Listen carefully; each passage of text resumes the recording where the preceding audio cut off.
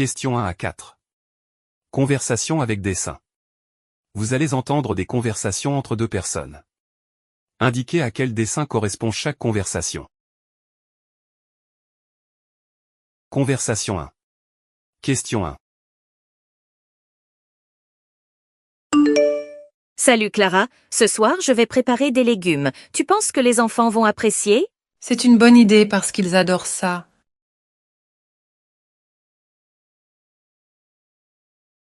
Conversation 2.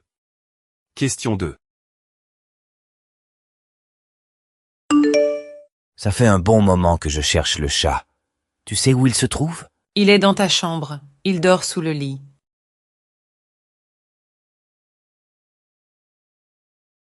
Conversation 3. Question 3.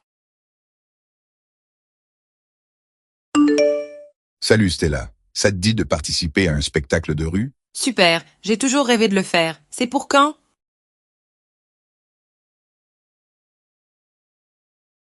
Conversation 4. Question 4.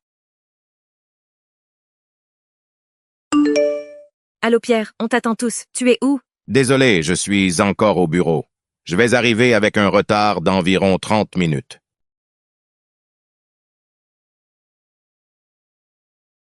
Question 5 à 8. Annonce publique. Vous allez entendre des annonces publiques. Écoutez chacune des annonces et répondez à la question. Annonce 1. Question 5. Chers clients, venez au rayon cosmétique découvrir la nouvelle gamme de soins de la peau révolutionnaire. Formulée avec des ingrédients naturels, éclat brillant hydrate, régénère et illumine votre peau. Ne manquez pas cette opportunité de rayonner.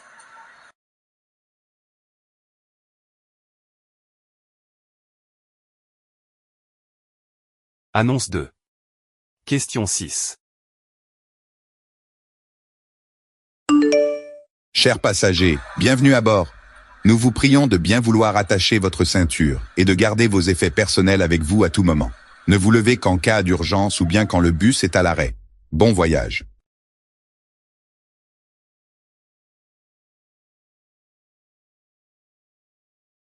Annonce 3. Question 7.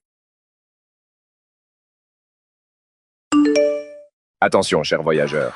Nous vous informons que le train en provenance de Lyon et à destination de Paris arrivera avec un retard d'1 heure en raison d'un incident sur la voie. Nous nous excusons pour ce désagrément et vous remercions de votre compréhension.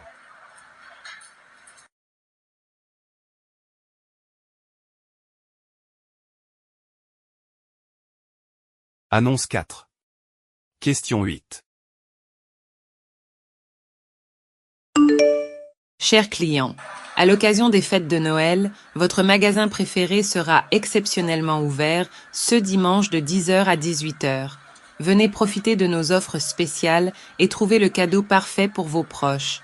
Joyeuses fêtes!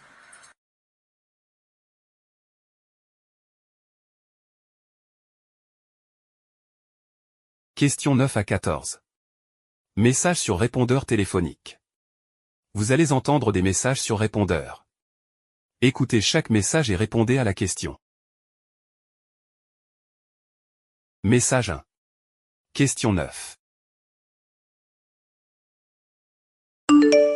Salut Pierre, c'est Chloé. Désolée, je dois reporter notre sortie prévue demain. On peut se retrouver la semaine prochaine? Appelle-moi quand tu as un moment pour en discuter. Merci, à bientôt.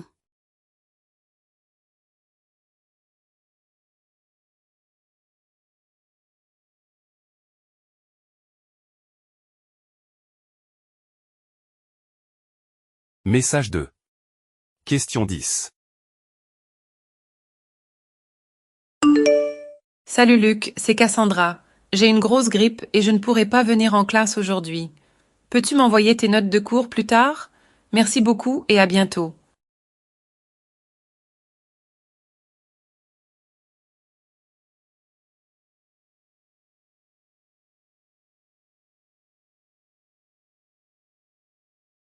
Message 3. Question 11. Bonjour, monsieur Tapi. C'est le cabinet du docteur Clémenceau. Nous vous appelons pour confirmer votre rendez-vous de demain 13 heures avec le dentiste. Merci de nous rappeler à ce numéro.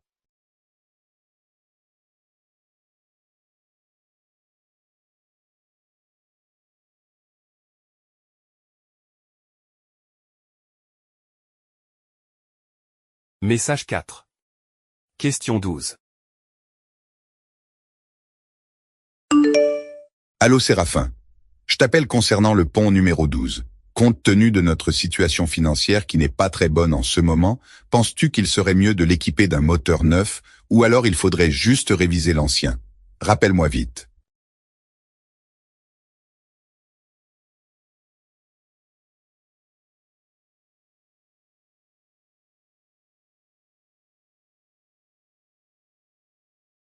Message 5. Question 13. Allô Judith, comment vas-tu? Je t'appelle pour savoir quels sont les plus beaux endroits à visiter dans ta ville. En fait, je vais y passer le week-end avec mes enfants. Tu m'appelles plus tard? Merci.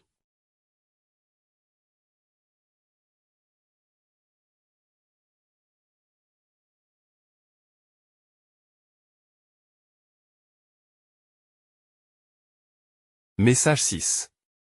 Question 14. Bonjour Julie. C'est Gaspard. Tu vas bien? Je t'appelle pour te demander de revenir urgemment sur Paris pour nous prêter main forte au bloc opératoire.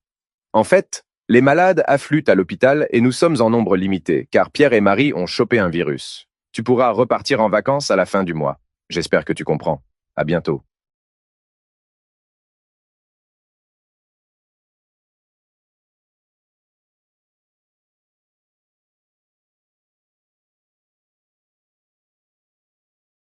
Question 15 à 20. Micro-trottoir. Micro-trottoir 1. Vous allez entendre 3 personnes répondre à la question suivante. Devrait-on imposer la lecture aux enfants? Indiquez si la personne interrogée. A. Pense qu'on devrait le faire sans hésiter. B. Pense qu'on devrait le faire en tenant compte de leur goût. C. Pense qu'on ne devrait pas du tout le faire. D. Est sans opinion sur la question. Personne 1. Question 15. Je pense qu'imposer la lecture aux enfants peut être bénéfique. Cela encourage leur imagination, améliore leurs compétences linguistiques et les prépare mieux pour l'avenir. Cependant, il est crucial de choisir des livres adaptés à leurs intérêts pour susciter leur amour de la lecture, plutôt que de les forcer à lire contre leur gré.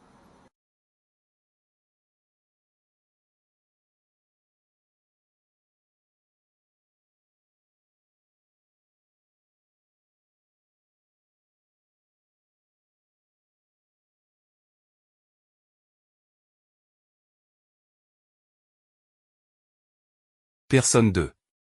Question 16. Pour moi, imposer la lecture aux enfants est essentiel.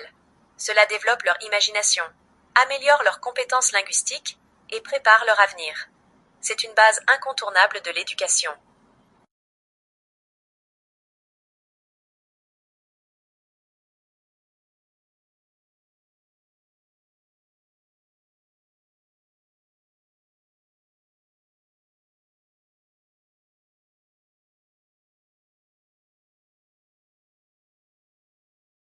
Personne 3. Question 17. Pour moi, c'est de l'histoire ancienne. Imposer la lecture aux enfants n'est plus nécessaire aujourd'hui. Les nouvelles technologies et les activités sportives offrent des alternatives riches et éducatives pour leur développement.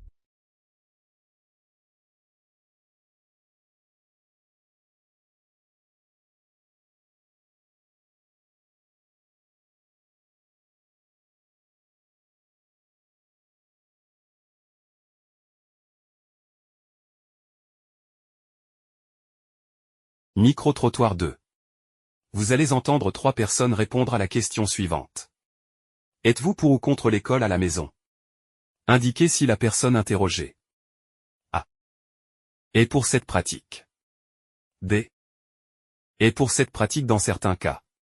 C est totalement contre cette pratique. D est sans opinion sur la question. Personne 1. Question 18. Je m'inscris en faux contre la scolarisation à domicile. Cette pratique prive les enfants de la socialisation nécessaire, limite leur accès à des ressources éducatives diversifiées et peut affecter leur développement global.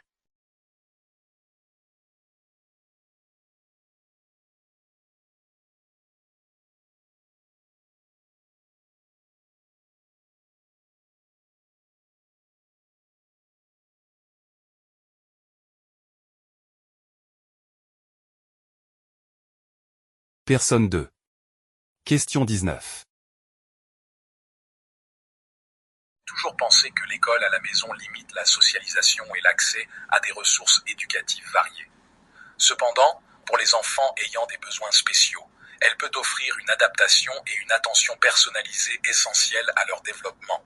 Alors, dans ce cas, pourquoi ne pas essayer ?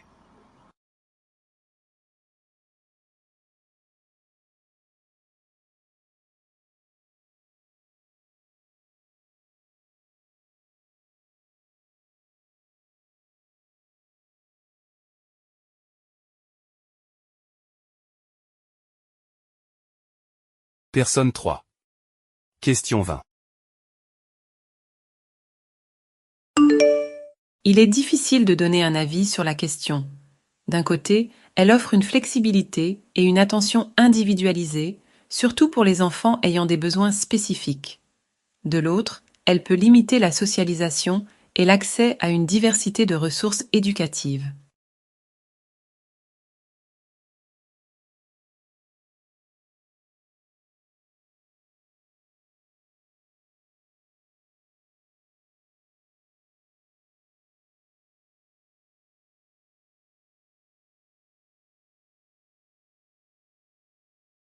Questions 21 et 22.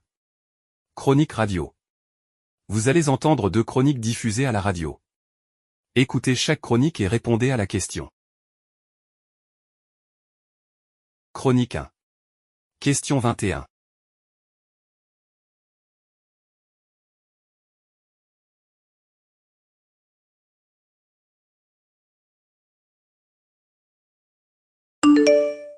Ce matin, allons en Italie pour parler d'Antonio Lacava, un ancien instituteur italien au cœur d'une initiative remarquable.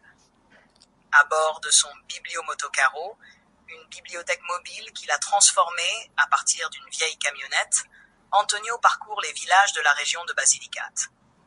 Son objectif, rendre la lecture accessible à tous les enfants, même ceux vivant dans les zones les plus reculées. Chaque semaine, il apporte des livres et le plaisir de la lecture à des centaines d'enfants, les inspirant à développer leur imagination et leur amour pour les livres.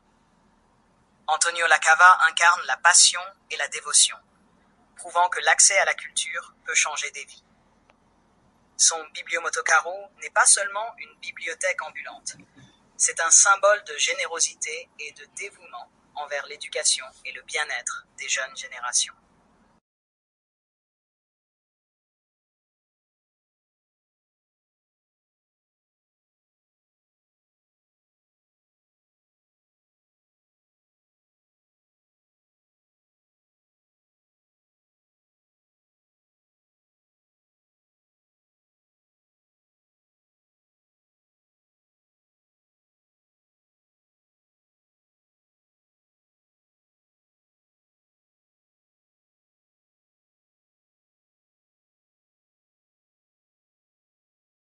Question 22.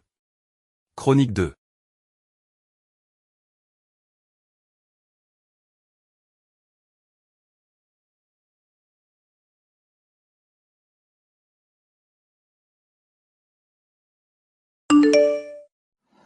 Bonjour à tous, aujourd'hui parlons du foodsurfing, une tendance culinaire qui gagne en popularité. Le foodsurfing permet aux voyageurs de découvrir la gastronomie locale d'une manière unique, en partageant un repas avec des habitants chez eux, Grâce à des plateformes en ligne, les foodies peuvent se connecter avec des hôtes passionnés, prêts à cuisiner pour eux des plats traditionnels et à partager des histoires autour de la table. Cette expérience immersive offre bien plus qu'un simple repas.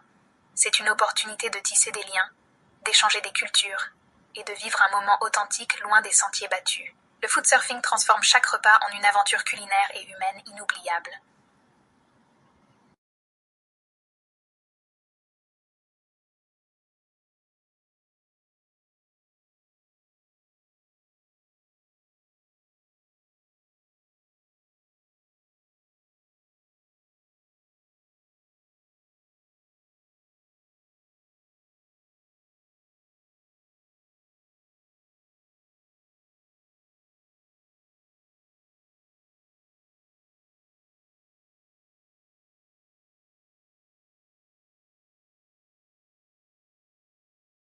Questions 23 à 28.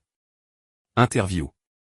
Lisez les questions, ensuite, écoutez l'interview et répondez aux 2 questions. Interview 1. Questions 23 et 24.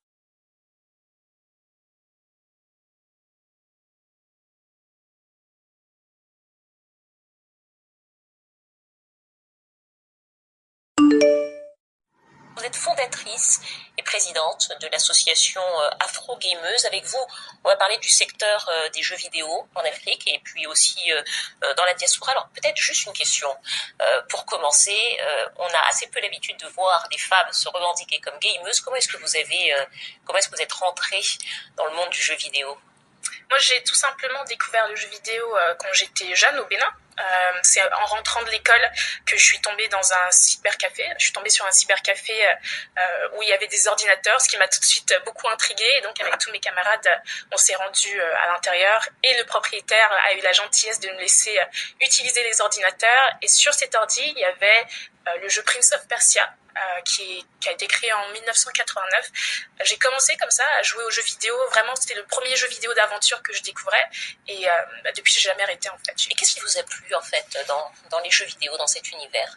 Je pense que c'est juste un monde. Voilà, c'est tout un monde. C'est un univers qui est très immersif, qui nous raconte des histoires, qui peut aussi développer beaucoup de choses en nous, en termes de skills, en termes de compétences. Moi, c'est quelque chose que j'ai découvert bien plus tard, mais j'étais fascinée, en fait, par le fait de m'immerger dans une histoire et d'incarner en fait un personnage qui n'avait pour le coup rien à voir avec moi. Je pense que c'est vraiment l'un des médiums qui nous permettent d'incarner et d'expérimenter d'autres choses qu'on ne vit pas forcément dans le quotidien, et le côté sociabilisant aussi, parce que j'ai beaucoup joué en ligne aussi quand j'étais adolescente. Alors oui, justement, c'est une question que je voulais vous poser, parce que souvent dans les générations qui n'ont pas grandi avec les jeux vidéo, ces générations ont un peu l'impression que le jeu vidéo enferme, qu'on est seul face à un ordinateur. Est-ce que c'est encore vrai aujourd'hui en 2023? Je pense que les joueurs et les joueuses sont toujours stigmatisés sur ce point. Ça a été le cas pendant longtemps en Afrique et aussi en France et ailleurs.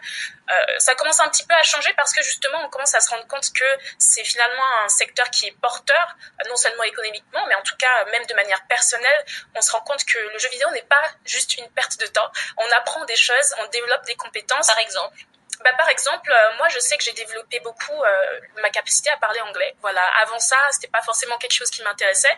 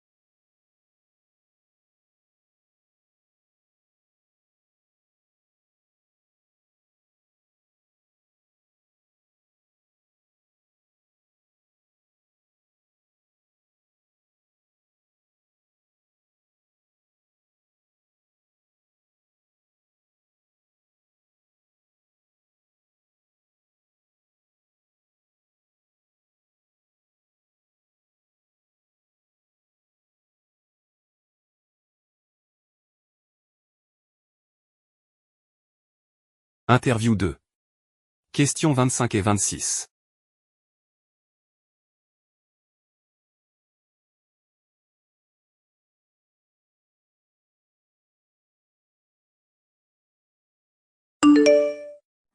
Vous êtes la secrétaire générale de la francophonie depuis près de 2 ans et demi. Vous avez déjà un petit peu évoqué vos priorités, mais j'avais envie de vous demander quelles sont les 2 ou 3 priorités que vous avez impulsées depuis que vous êtes secrétaire générale en 2014. Ce qui m'importe énormément, c'est d'une part qu'on agisse, je le disais tout à l'heure, sur cette calamité qu'est le chômage des jeunes. Je trouve aussi très grave de voir une pauvreté, mais la féminisation de la pauvreté. Pourquoi ? Parce que, alors que c'est tout le contraire qu'il faudrait faire, vous avez des institutions bancaires qui considèrent que investir dans des initiatives économiques qui sont portées par des jeunes et par des femmes, des très petites et moyennes entreprises, et des plus grandes également, et industries, que c'est à haut risque. Alors que ce qu'il faut leur faire comprendre, que c'est le contraire. Ils créent du risque et ils viennent finalement créer de l'instabilité du fait de ne pas investir dans ces forces vives que représentent les jeunes et les femmes. Et ça, tout nous donne raison là-dessus. Donc, ça, c'est que nous portons à la francophonie. Nous l'avons aussi beaucoup focalisé sur cette problématique. Et elle est grave parce que quand vous voyez le drame, la tragédie de ces migrants qui, parce que poussés par un sentiment de désenchantement, d'impasse, d'avenir bouché, prennent tous les risques et tombent dans les filets de prédateurs sans foi ni loi et d'organisations criminelles, c'est vous dire à quel point il faut agir là-dessus, parce que on ne peut pas rester indifférent face à ce drame. Et il faut un plan mondial à cet égard. On voit que les ambitions de la francophonie ont évolué. C'est vrai qu'au début, la francophonie, c'était la langue française, c'était la défense de la culture. Ça reste évidemment ça reste ça aussi. Part très important. Oui. La francophonie, c'est la langue française, c'est aussi la diversité culturelle. Oui, bien sûr. Parce qu'au fait, je le redis, étant 84 États et gouvernements sur les 5 continents, ce que produit cette stratégie économique, c'est qu'elle est en train de remotiver certains pays qui s'étaient éloignés, qui étaient de l'espace francophone, qui étaient de la francophonie, mais qui s'en étaient un peu éloignés, trouvant qu'il manquait, je veux dire, presque de pertinence à cette langue française.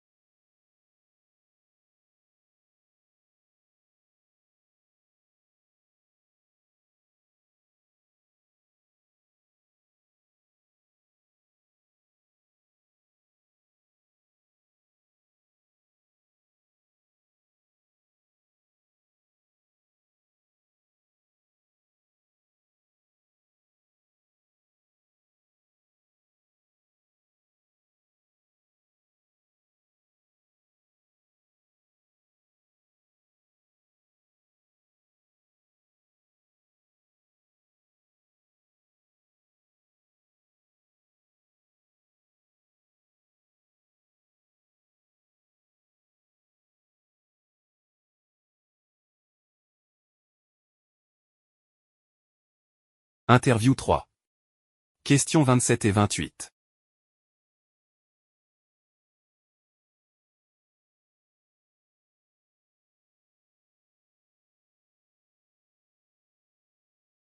Vous êtes le producteur du Comédia Blanca. Exactement. C'est la première édition de ce festival de l'humour dans la capitale économique marocaine. Alors comment ça vous est venu l'idée de lancer ce festival-là ?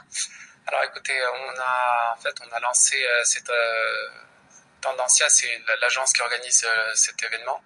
On l'a créé avec mon épouse il y a un peu plus de 2 ans. Et on a fait pas mal de plateaux de stand-up, etc. Et il y a notamment au Maroc pas mal de stand-up marocains. Mais on n'avait pas cet échange culturel. C'est-à-dire, on a des plateaux français. On a un public pour les artistes français, francophones. Et on a un public pour les artistes marocains. Mais on n'avait pas l'échange des deux en même temps. Et surtout, il y avait aussi tout ce qu'on a vécu ces derniers temps, des guerres, Covid, etc. Il y avait pas mal de morosité, donc on s'est dit pourquoi ne pas apporter une petite touche de joie, de bonne humeur. On prétend pas changer le monde, mais juste créer un petit peu ce sourire, ramener ce sourire sur les lèvres des gens. Et on s'est dit allez, on va lancer un festival. On on est allé chercher des artistes et c'est comme ça que l'idée est venue. Alors voilà, oui, parce que ce que vous disiez, c'est que vous avez voulu réunir des artistes francophones et arabophones. C'est un peu ça, peut-être la spécificité de ce festival. Il y aura 2 nuits, parce que c'est le 17 et le 18 mai prochain, donc une nuit arabophone et une nuit francophone, c'est bien ça. Et ça se déroule à la cathédrale du Sacré-Cœur. Et là aussi, comment vous est venu de faire un festival du rire dans une cathédrale? Alors, la cathédrale du Sacré-Cœur est une cathédrale qui a été aujourd'hui désacralisée. C'est devenu un lieu d'événement depuis très, très récemment d'ailleurs. Et puis, la cathédrale du Sacré-Cœur de Casablanca reste un lieu d'échange de culture. Ça a été un monument, c'est un monument exceptionnel de la ville qui est en plein centre-ville de Casablanca.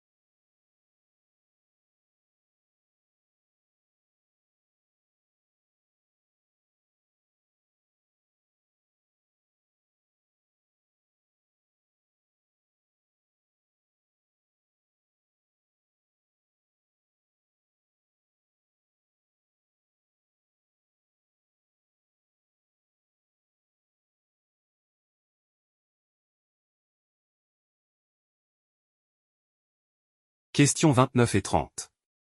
Reportage radio. Vous allez entendre un reportage radio. Écoutez-le, et répondez aux 2 questions.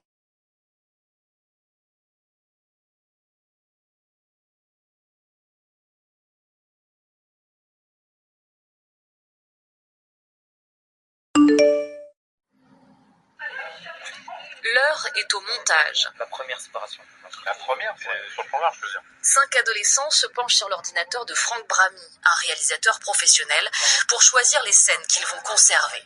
Leur film a pour thème la différence, ou comment le refus de cette différence peut entraîner la violence. Alors en gros, c'est 2 jeunes qui se sont disputés parce que ils sont moqués l'un du poids de l'autre et l'autre de la mère de l'autre. Ils rentrent chez eux et justement ils se croisent juste dans le bâtiment.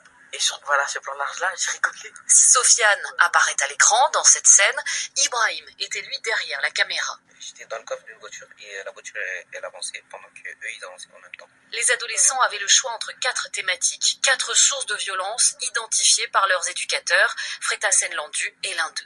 Les 4 thématiques qu'on a ciblées, la différence, les réseaux sociaux, la mobilité, les conduites à risque, c'est un constat qu'on a fait, des jeunes pouvaient se mettre en danger à travers ces 4 thématiques tout simplement. Il n'y a pas comme des grands, je frappe et c'est tout.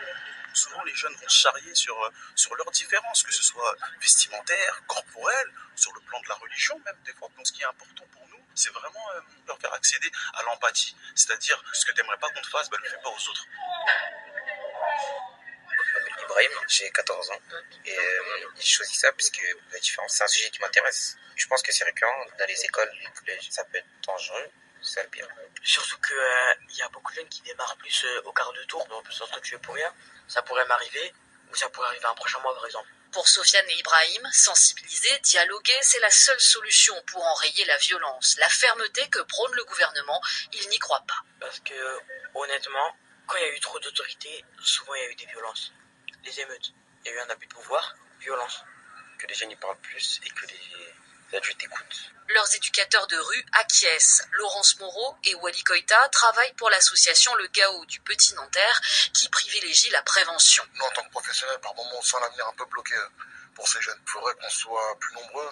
L'autorité pour l'étérité, ça ne sert strictement à rien s'il n'y a même pas de personnes comme nous pour pouvoir justement en discuter avec eux. En juin, la quinzaine d'adolescents qui ont participé à cet atelier présenteront leur film au Théâtre des Amandiers, à Nanterre. Une soirée dont le titre pourrait être « La violence ne résout rien ». C'est en tout cas ce que Fatoumata voudrait que les spectateurs en retiennent.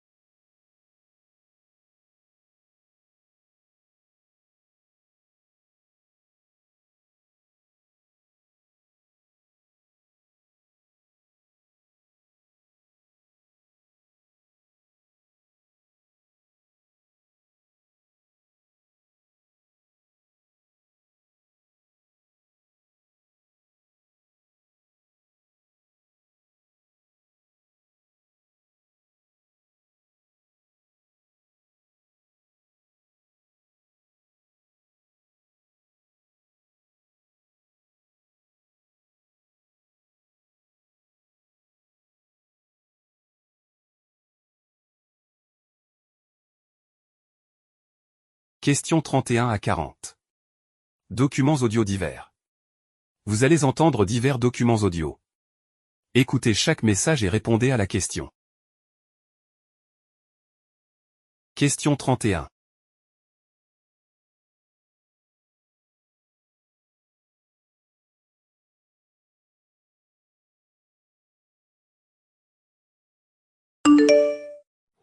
Les jeux ont bien envahi l'entreprise ces dernières années.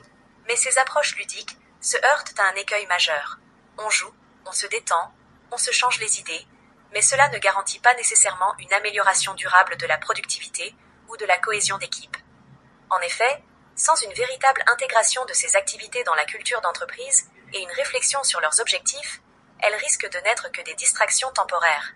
Pour qu'elles apportent un véritable bénéfice, il est essentiel de les accompagner d'une démarche stratégique visant à renforcer le bien-être et la collaboration au sein des équipes.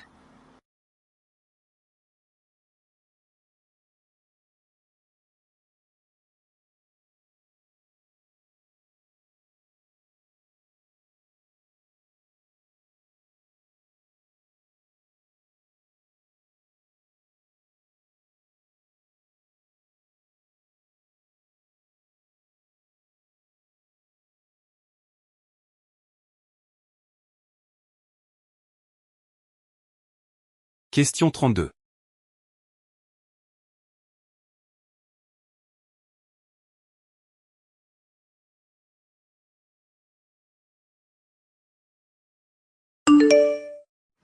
Au milieu des jouets, un autre cadeau se taille désormais une place de choix sous le sapin de Noël des familles américaines, le kit d'analyse ADN.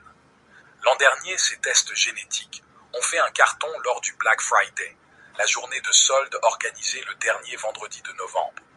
Interdites en France sans prescription médicale, ces analyses en vente libre ont commencé à décoller aux États-Unis en 2013 et connaissent une croissance exponentielle depuis 2016. Le nombre d'utilisateurs a franchi la barre des 10 millions en début d'année, un chiffre multiplié par 13 en 5 ans. Cependant, certains professionnels émettent des réserves sur les tests d'ADN, soulignant qu'ils ne sont pas toujours précis à 100%. Les erreurs de laboratoire, les contaminations ou les limites des méthodes d'analyse peuvent conduire à des résultats incorrects. Concernant l'interprétation des données, des variations dans l'interprétation des données génétiques peuvent entraîner des conclusions différentes sur les mêmes échantillons.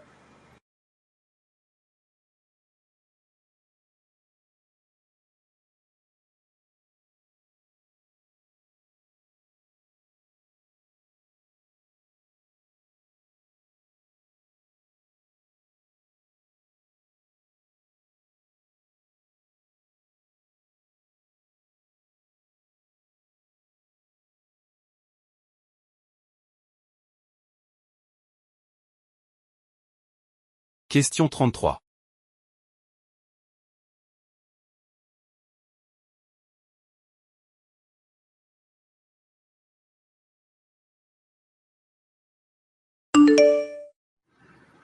En France, elles ne sont guère davantage que des bouteilles à la mer jetées dans le bain trouble de l'actualité. Cependant, sous leur apparente futilité, les pétitions révèlent une société en quête d'écoute et de reconnaissance. Les pétitions en ligne sont devenues un moyen d'expression populaire, permettant à chacun de faire entendre sa voix sur des sujets variés. Elles reflètent une diversité d'opinions et de préoccupations, allant des enjeux locaux aux problématiques mondiales. En réunissant des signatures, elles témoignent d'un désir collectif de changement et d'action, même si leur impact concret reste souvent limité. Elles offrent un exutoire aux frustrations citoyennes et servent de baromètre pour mesurer l'ampleur d'un mécontentement ou d'un soutien. En ce sens, elles contribuent à animer le débat public et à rappeler aux décideurs politiques les attentes de la population.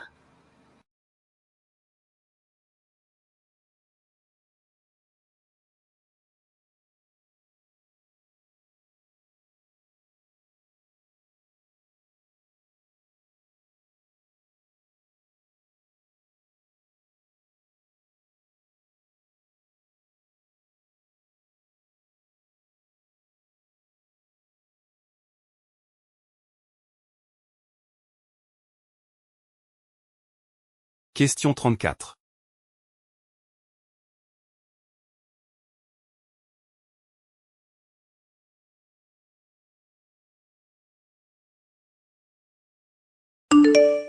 Dans le cadre de sa nouvelle série documentaire Le Monde Animal, le magazine du dimanche raconte cette semaine l'histoire du rhinocéros blanc. Ce dernier incarne à lui seul tous les défis environnementaux, notamment le réchauffement climatique. La survie du rhinocéros blanc dépend de notre capacité à répondre aux défis environnementaux de manière efficace et coordonnée. En sensibilisant le public à travers des récits poignants et des images saisissantes, le magazine espère inciter chacun à contribuer à la préservation de notre planète et de ses précieuses espèces.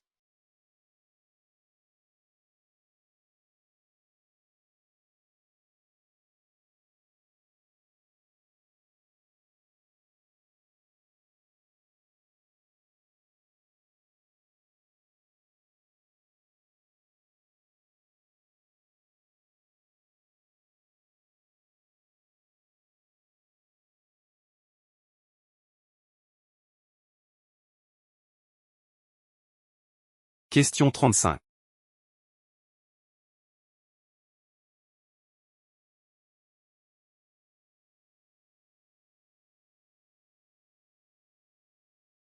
Le paratriathlon, c'est simplement la déclinaison du triathlon, mais pour les personnes en situation de handicap. C'est une discipline qui est paralympique depuis Rio en 2016. Les personnes qui vont avoir un handicap visuel, ils seront avec un tandem et avec un guide toute la course. Les personnes en fauteuil auront un matériel spécifique, notamment un handbike en vélo et un fauteuil d'athlétisme. Et les personnes debout qui ont un handicap de bras ou de jambes ou une prothèse vont utiliser leur matériel en vélo et en course à pied.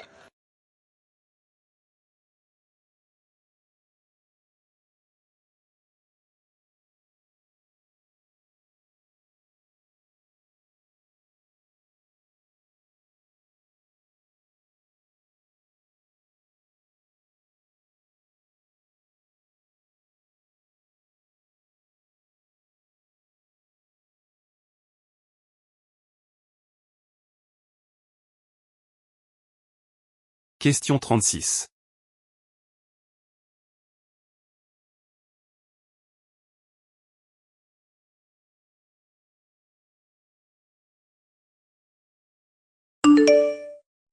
Provoquée en grande partie par les particules fines issues des gaz d'échappement, la pollution de l'air est responsable chaque année de 48 000 morts en France, presque un décès sur 10. C'est l'une des conclusions d'une enquête de Santé publique France parue il y a 15 jours. Les grandes villes sont bien sûr les plus concernées, mais autre enseignement inquiétant, en dehors des zones de montagne, personne n'est épargné.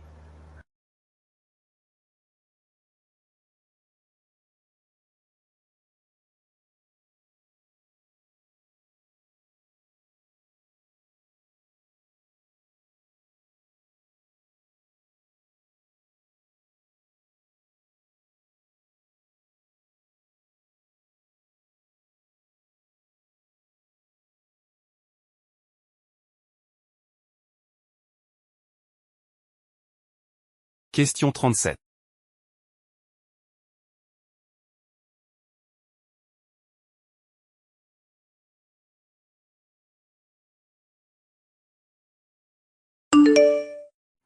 Aujourd'hui, la révolution numérique, le numérique, c'est pas un secteur.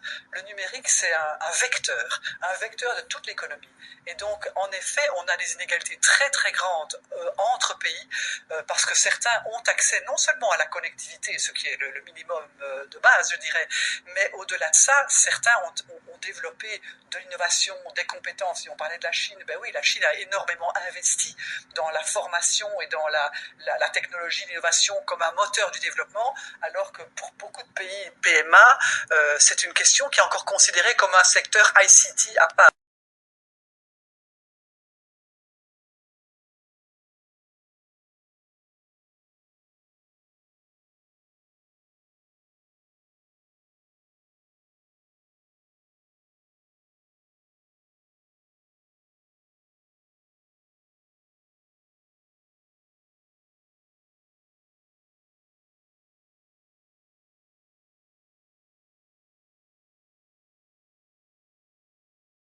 Question 38.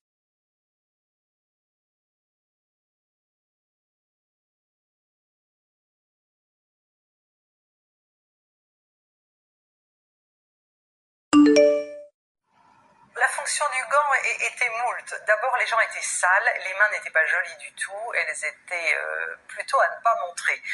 N'oublions pas non plus qu'au XVIIIe siècle, on ne montrait pas son corps. Donc c'est vraiment un acte social avant d'être un acte d'élégance.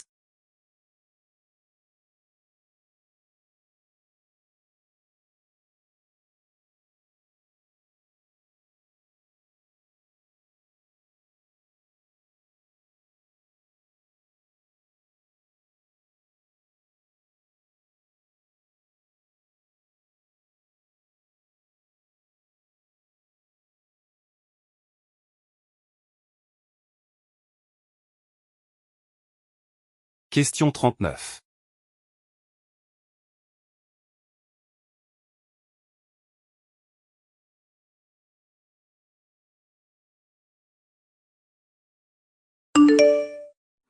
Moi, j'ai commencé à travailler sur des poèmes que j'avais écrits en anglais et en faisant des improvisations au piano, et ça a mené vers des chansons. Donc je pense que l'un ou l'autre, on peut commencer par écrire de la poésie, ensuite faire des chansons, mais un beau poème, disons un bon poème, ne donnera pas forcément une chanson, et l'inverse aussi. Donc ça dépend de ce qu'on entend dans sa tête. Moi, je pars souvent de la musique quand je compose des chansons. Et quand j'écris des poèmes, j'entends une sorte de musique sourde qui accompagne mes textes. Et Peter entend autre chose, puisque lui, ça l'a inspiré pour vraiment composer.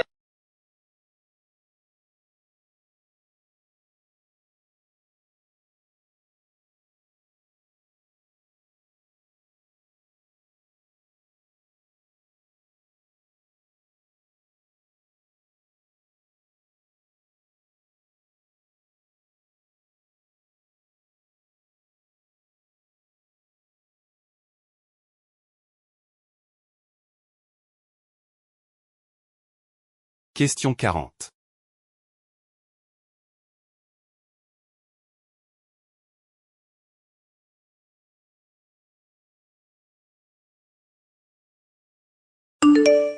C'est un géant des mers, le plus grand catamaran voilier jamais construit. 47 mètres de long, 18 mètres de large, mais c'est aussi le tout premier bateau-musée au monde. Jusqu'en 2026, Art Explora arpentera les rives de la Méditerranée. Une vingtaine de villes dans 15 pays différents, avec un objectif: faire voyager l'art et la culture pour toucher le plus large public possible. À bord notamment, une exposition immersive réalisée grâce aux collections du musée du Louvre.